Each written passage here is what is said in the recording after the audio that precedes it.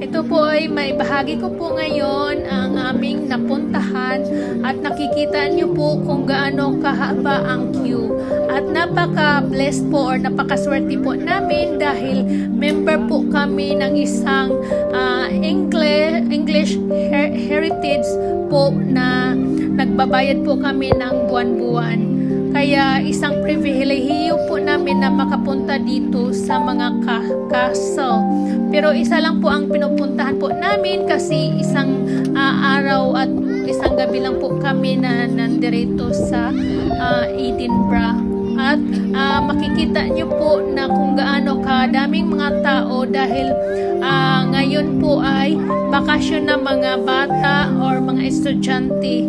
At hindi lang po sa yung season ay dinadagsa talaga to or pinupuntahan po to ng iba't ibang mga lahi na dumadayo po dito sa Edinburgh po talaga.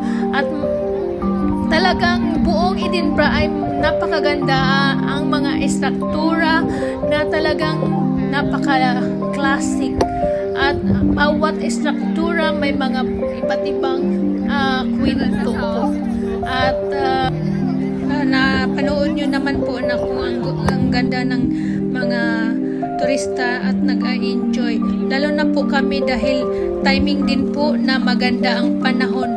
At alam nyo kung yung last week kaya dito storm. At nakapasok na po pala kami by the way sa loob ng castle. At hindi namin matapos bibisitahin kasi ang daming kwento, ang daming nakasulat. So parang napapagod na din po yung asawa ko. Anyway, 900 years na po itong castle na po ito.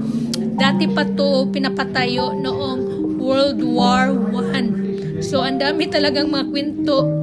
Yung iba mga lumang gamit, yung iba yung parang na nila ini-upgrade na po.